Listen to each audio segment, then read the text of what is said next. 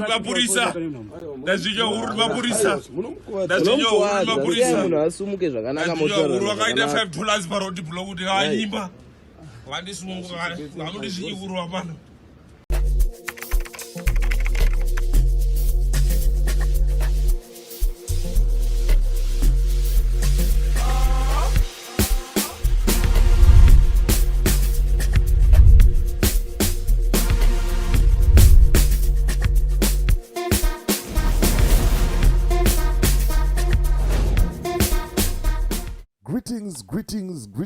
Greetings, and more greetings to you, good people. My name is DJ Oli, and welcome to 2.5 Creative Studios. Chitubu che content, chitubu chiri healthy, chitubu chakachena, chakaongororwa nana mazvikokota kunzi aiwaka. Chitubu ichi chine content iri healthy, content iri clean, content yakachena, yakakodzera kunge chikonsumwa nemunhu akaita kunge iwewe. Ndosoka rupana pamuzuva ranhasi. So if it's your first time here, join your subscribe button and the notification bell so that you don't miss out on any exciting content uploaded. Asikana wangu wagara uri mugari wepanapa dangokutenda nekuda sei nekurumidza kubhadhara rendi. Thank you very much for supporting 0.5 Creative Studios. Hanzi officer varidzi vemutemo vanotichengetedza kumhirizhonga vabata munhu pahuro vakamudzvanya nenyaya yekuti aramba kubhadhara $5 mari yechiwoko muhomwe. Ndonyaya ndiri kufamba nayo zvamanje manje iyi. Nyaya iri kupisa, nyaya iri kutenderera pasocial media yakaitika nezuro kumasvingo. Akataura kuti handisi kuramba komana, mari ndinayo, handei kukamba ndonobhadhara fine. Zvikanzi aiwa tipe kuno $5 iwewe. Mawanika. Sezvamunoziva panapa tinofamba nedingindira rekuti humbo evidence. Hatitaure nyaya dzinobva kugotsi kwedu, hatitaure nyaya kwatina kuswera, tinouya nazvo. Kana video riripo touya naro tokuratidza kuti hama dzangu video iri. Kana pasina, pane ma screenshot, pane ma voice notes, tinouya nazvo. Ndo humbowo watinoenda sei watinofamba nazvo, ende ndo zvinoita kuti tisiyane nemamwe machannel ese aya anongotaurira vanhu nyaya dzisina humbowo. Anditika right. Saka ndisingatambise nguva ndoda kutaura kuti kana une nyaya yaunayo yauda kuti tifambire, ndibate namba dzangu ndo idzo dziri paskrini idzo. Kana une bhizimusi raunaro rauda kushambadzirwa, ndibate futi pasame number ipapo kuti tese tifambire. Anditika right. Ndine mashoko ari kubva kuna Michael zvamanje manje. Anzi naMichael, taakuvhura ma FNB accounts nepassport chete isina permit. We open FNB accounts with a passport without a permit. Chinongodiwa kubata Michael panamba dziri paskrini idzo. Saka sununguka zvako, wopoza video, wotora namba dza Michael, womubata, okuitira mudiginyira wacho. Andika zvinhu zvako zoita sei? Zvinhu zvako zoenda kumberi. Right. Rega ndijambire muvideo muzvionere mega kuti nyaya iyi inyaya yechokwadi uyezve haisi nyaya yekunyepa. Inyaya yechokwadi 100%. Haisi nyaya yekuita sei? Nyaya yekunyepa. Okay, let me just do like this. Okay. Pakashata, pari kupisa baba zvamai manje mawana. Muri kumuona uyo officer uyo akadzipa munhu. Amundizvinyeurwa mwana zvaramba bhadhara mari renyu. Hapana kwaanotiza achinda chini yena ana basa iyi. Naye wama. Tiza chinde piko. Akuti chinyeurwa. Handikuti simba ridzi. Tuenda shamari. Ndikamutse mota kupinde mota. Hauti chinyeurwa. Hauti chinyeurwa zvekuya. Ikutorwa netanda. Toziva pana kuti chinyeurwa. Chaine bhegi reunobhadhara oza. Bhegi rako ndakazisire. Asa unoti chinyeurwa. Bhegi rako nderako. Uchinyire kuhuru nembe. Uchinyire kuhuru. Nene mtara, ndikabai sindroba niwe. Kwaro ndishinyire kuhuru. Toenda. Ndaramba zvinhu. muri waona ofisa avo vakaidzvanya huro iyo, vakaita kumudzvinya huro munhu uyo mawana. Handizoziva hangu zvinobvumirwa here zvipamutemo ameno, but imo muZimbabwe macho tichiri nemutemo here kana kuti munhu angoita yaada? Mawana hanzi inonzi ndolwani super sounds.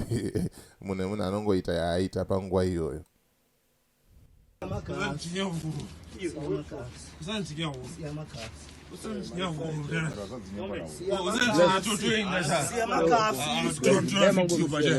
Tora video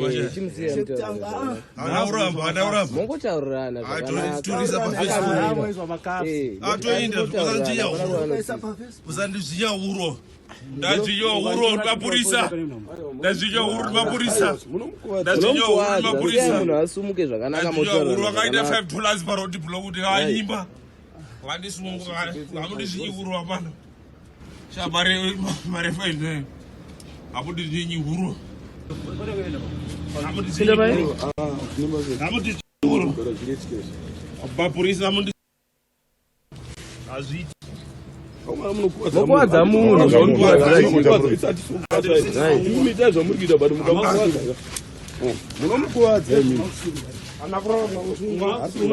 asuramba usungwa koko irobe anakuramba usungwa ndaramba herini anakuramba usungwa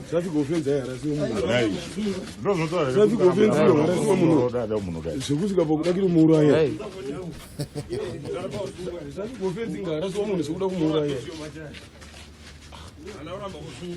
traffic offense hairasiwo munhu zvakadai imotokari yaisi yepolisi zve imotokari yaisi yepolisi imota ndeyepolisi here nai bosi imotokari motikari iyi haisi yepolisi saka munomupizire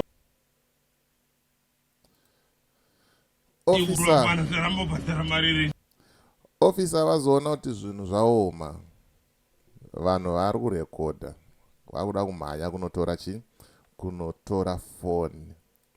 Right, tisati tapinda zvizere, tisati tambokurukura panyaya iyi, hama dzangu, rega ndimbokuudzai nezvegwenzi rephytomed, gwenzi riri kunetsa zvamanje manje, gwenzi riri kurapa. Ungava une musoro, ungava une mudumbu, ungava une chirwere chepabonde, ungava uchitadza kupefoma chaipo chaipo kufadza mumwe wako, ndo gwenzi rekuti unofanira kunge unaro mudheni iro, handiti.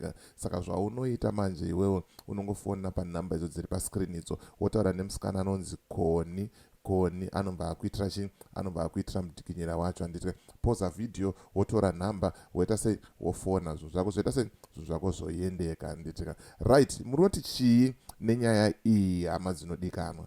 Munoti chii? Honai kudzipwa kuri kuitwa mukomana uyu, and hanzi its traffic offense, haisi robbery kana murder. Kwa hiyo mapurisa acho basa racho rapera here? Kubulawayo kwakabiwa futi mari, futi musuno uyu 4 million yakaenda rumwe zuro aya, pabiwa futi imwe mari iri kunzi 33 kana 13,000. I'm not sure, I will verify, ndo yanenyaya yacho futi panapa. But mapurisa ari kuitei? Ari busy kuswero tsomana nevanhu vari kutsvaga mari, vanhu vari kutsvaga kurarama, nekuti anyimwa chiwoko muhomwe $5 akuharasa munhu. Amenoti munoti chii nazvo? Hanzi handina kuramba kubhadhara, mari ndinayo, but musandiisewo cheni, musandibate pahuro. Amen. Pakaipa handizoziva kuti mutemo wemuZimbabwe unobvumira here izvi, kana kuti hamusisina zvamo mutemo, vanhu vakungoita yaita sei, yaada. But zvakaoma zvazvo, handitika. So ndonyanga chingofamba naizvo manje manje, yanga ndaya kuti ndikuratidzei kuti ndo zviri kuitika izvi, nevanhu vari kufanira kutichengetedza ndo zvavari kuita izvi. Vari busy kutsvaga mari, vari busy kuti abuse, kuti mbunyikidza kodzero dzedu isusu ma-citizens. Ameno, hey, mawana. So as for me, DJ Holly and the rest of the crew behind the scenes, kuti it's bye for now. Ngasangani muchi mu video rinotera.